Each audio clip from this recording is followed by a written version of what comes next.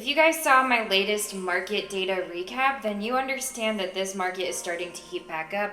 Of course, we do see this every spring and summer, almost always. And with the seasonal influx of more market activity, there is a lot more competition, especially on that buyer side. So stay tuned. In this video, I'm going to be giving you 3 strategies to help buyers win in a competitive market.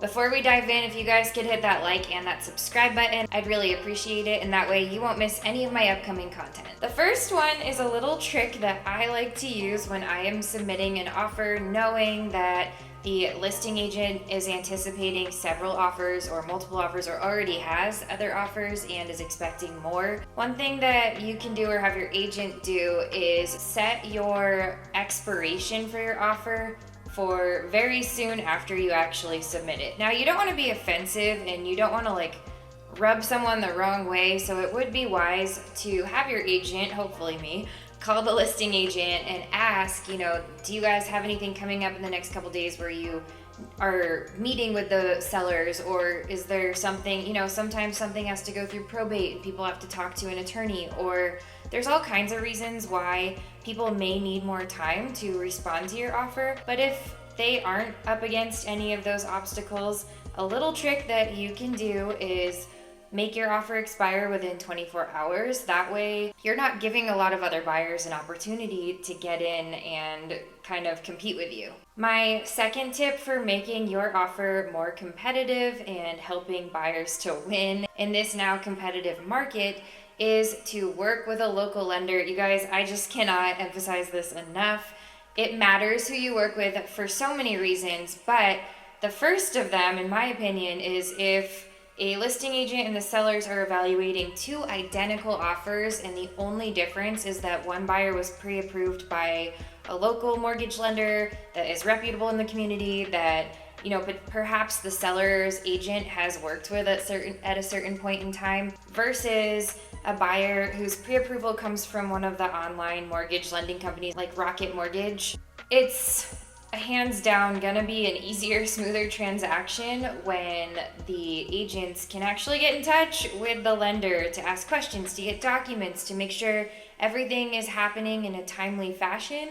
And that is not always the case when you work with one of these big box lenders. And so, yes, you may be offered a lower rate by these bigger online lenders. However, the trade-off is that your deal might not even close, first of all. And second of all, there are usually some hidden fees that kind of make up for the difference in interest rate. So just keep that in mind. I'm not a lender. This doesn't really impact me at all. I'm just simply giving you what you need to know to be empowered to make the best choice. As a buyer, your offer is going to be stronger if it is backed by a pre-approval with a mortgage lender who is local and known in your community. Another thing that can help you win, that's kind of gonna piggyback onto the lending side of things, is to actually have your mortgage lender personally call the listing agent and reassure them and explain to them how well qualified you are to buy that home, so that they have 0 questions that the financing is going to be any issue. When this market was COVID era hot, I was having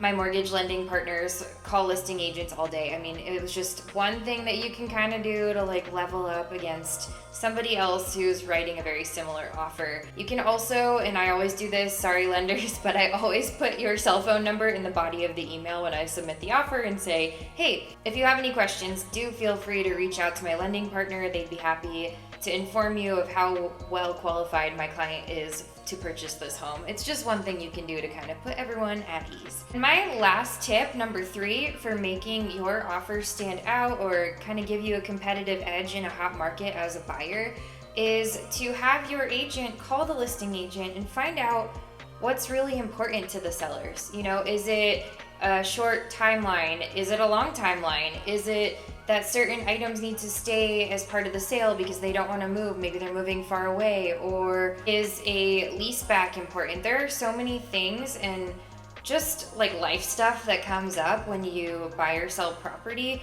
And when you go into the transaction understanding what both parties really need to get out of it, it becomes a lot easier at that point to communicate and make a deal that works best for both parties involved. And if you have all that information, your agent can write you an offer that is a lot more appealing to the seller than if you were just shooting in the dark and trying to guess or only thinking about your own needs. All right, that's all I have for you guys for today. It's kind of a shorty, but thanks so much for watching. If you have any questions or if you're thinking about making a move in real estate, I would absolutely love to be a resource for you. You can book a free, no obligation phone call with me using the link in the description box below. It's just an opportunity for us to hop on the phone so I can understand what your needs are, get your questions answered, and help you devise your next and best steps. And if you haven't already, please make sure to hit that like and that subscribe button. I put out new videos every single week about the Reno-Sparks lifestyle, the Northern Nevada housing market, and all things related to buying and selling real estate. Thanks so much for watching, and I'll see you guys next time.